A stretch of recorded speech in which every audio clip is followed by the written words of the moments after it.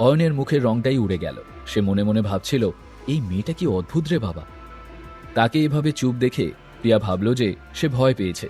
তখন সে অয়নকে জিজ্ঞেস করল, আঙ্কেল, আপনি কি মার্শাল আর্ট জানেন? এই লোকটার ব্যাপারে তার বেশ কৌতূহল হচ্ছিল। শোনো, প্রথমে আমাকে আঙ্কেল বলাটা বন্ধ করো। আমার বয়স মাত্র 25 বছর। তাতে কি হয়েছে? আপনি আমার চেয়ে 6 বছরের বড়। আমি আপনাকে আঙ্কেল বলতেই পারি। প্রিয়া সাফ জানিয়ে দিল। আচ্ছা, এবার বলুন তো, আপনি স্টেজ 1-এর কোন লেভেলে আছেন? সেকেন্ড নাকি ফাইনাল? প্রিয়া বুঝতে পেরে গেছিল যে সে কখনোই প্রথম লেভেলে থাকবে না। অয়ন মাথা নাড়ল। যখন তার বয়স 17 বছর ছিল তখনই স্টেজ 1 পেরিয়ে এসেছে সে, আর এখন সে স্টেজ 2-তে।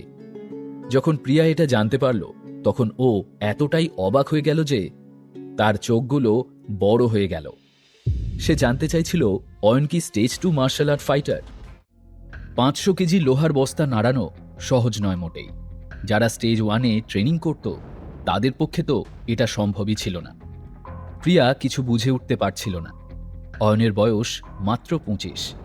এই বয়সেই যদি সে স্টেজ 2-তে থাকে, তাহলে প্রিয়া এই মুহূর্তে এমন একজনের সঙ্গে কথা বলছে যে লোক 1000 বছরে একবার জন্মায়। তার বাবা তাকে বলেছিলেন, এমন কাউকে খুঁজে পাওয়া বেশ কঠিন। এই অঞ্চলের সবচেয়ে শক্তিশালী মার্শাল আর্টিস্ট 100 বছর আগে জন্মেছিলেন, কিন্তু তিনিও স্টেজ 2-তে গিয়েছিলেন 28 বছর বয়সে, আর অয়ন তো মাত্র 25 বছরের। প্রিয়া জাস্ট হতবাক হয়ে যাচ্ছিল। আঙ্কেল, আপনি কি সত্যি মার্শাল আর্টের স্টেজ 2-এ আছেন? প্রিয়া ঘাবড়ে গিয়ে প্রশ্নটা করল। অয়ন মাথা নেড়ে না বলল। সে 3 বছর ধরে মল্লিক পরিবারে নিজের পরিচয় সম্পর্কে কিছুই বলেনি, গোপন করেছিল সবটা। এই 3টে বছরে অনেক কিছু শিখেছিল সে। এখনো নিজের ক্ষমতা গোপন রাখাই ঠিক বলে মনে হলো তার। কিন্তু এটা কি করে হতে পারে? আপনি স্টেজ 1-এর ফাইনাল লেভেলেও নেই, আবার স্টেজ 2-এও নেই। তাহলে আপনি এই বস্তাটা নাড়ালেন কিভাবে? সত্যি করে বলুন তো, আপনার কাছে কি ওপরওয়ালার দেওয়া কোনো অলৌকিক শক্তি আছে? প্রিয়া জানতে চাইল। আসলে দিলীপ তাকে বলেছিল পৃথিবীতে এমন লোকও আছে যারা অত পরিশ্রম করে না, কিন্তু খুব শক্তিশালী হয়। অয়ন উত্তর না দিয়ে প্রিয়ার দিকে তাকিয়ে হাসল। আপনি হাসছেন কেন? জানতে চাইল প্রিয়া। কিছু না, তোমার যা খুশি তুমি তাই মনে করতে পারো আমার সম্পর্কে। অয়ন শান্ত গলায় উত্তর দিল। হ্যাঁ? প্রিয়া শুনে ভ্যাবাচেকা খেয়ে গেল প্রথমটা। তারপর বলল, যাই হোক, আমি 18 বছর বয়সেই স্টেজ 1-এর লেভেলগুলো পার করে গিয়েছিলাম, আর এইভাবে চলতে থাকলে আমি শিগগিরই স্টেজ 2-এ পৌঁছে যাব, আর 26-27 বছর বয়সের মধ্যেই আমি মার্শাল আর্ট এক্সপার্টও হয়ে যাব। তাই আমাকে দুর্বল মনে করবেন না, ঠিক আছে? আমার সঙ্গে পাঙ্গা না নেওয়াই ভালো।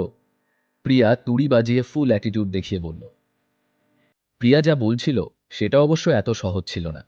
স্টেজ 2-এ আসার পর এক্সপার্ট হতে অনেকগুলো বছর লেগে যায়। অয়ন সেই অবধি পৌঁছতে পেরেছিল কারণ তার গুরু মার্শাল আর্ট দুনিয়ার সবচেয়ে বড় নাম ছিলেন। তিনি নিজের প্রতিটি লেভেল খুব সিরিয়াসলি পার করেছিলেন, আর তাই সবাই তাকে খুব সম্মান করত। প্রিয়ার কথা শুনে অয়ন হেসে উঠল। সে প্রিয়ার দিকে তাকিয়ে বলল, আচ্ছা, তবে তোমাকে আগাম শুভেচ্ছা জানাই। না, তার দরকার নেই। তবে হ্যাঁ, যখন আমি স্টেজ 2-তে পৌঁছবো তখন দেখা করব আপনার সঙ্গে। চাইলে আমি আপনাকে প্রোটেক্টও করব তখন। প্রিয়া হেসে বলল, পাক্কা, তাহলে এটাই ডিল থাকলো। বলেই অয়ন হাত বাড়ালো হাত মেলানোর জন্য। এতে প্রিয়া একটু লজ্জায় পড়ে গেল, তবে হাতটা মেলালো। ঠিক আছে, যখন ডিলটা হয়েই গেল তখন আমি কি একটা জিনিস চাইতে পারি? প্রিয়া জানতে চাইল। প্রিয়া মনে মনে ভাবল, এর শক্তি খুব বেশি।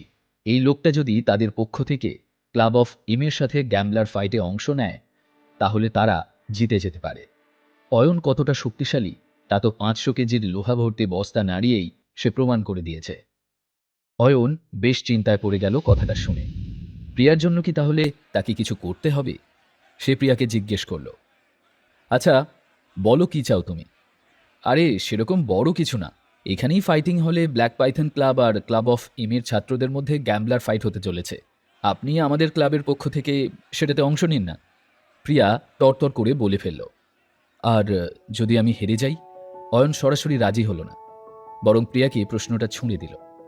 হেরে গেলে হেরে যাবেন, তাতে আর কি। এটা বলে প্রিয়া আবারও বলল, ব্ল্যাক পাইথন ক্লাব হয়তো এমনিতেই হারবে, আপনি খেললে হয়তো খানিকটা সম্মান বাঁচবে। এটা শুনে অয়ন হেসে ফেলল। ব্ল্যাক পাইথন ক্লাবের সদস্যরা জানতই যে তারা আজ জিততে পারবে না। ঠিক আছে, তাহলে আমি ব্ল্যাক পাইথন ক্লাবের পক্ষ থেকে ফাইট করব।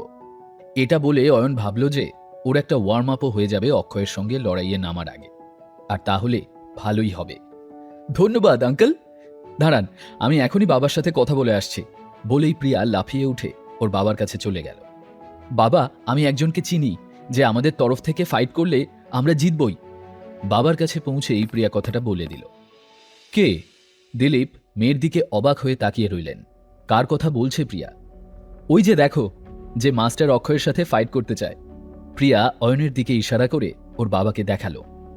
প্রিয়া, তোর মাথাটা ঠিক আছে তো, যে মার্শাল আর্টের কিছুই জানে না তাকে তুই ক্লাব অফ এমএল লোকেদের সঙ্গে ফাইট করতে পাঠাতে চাস?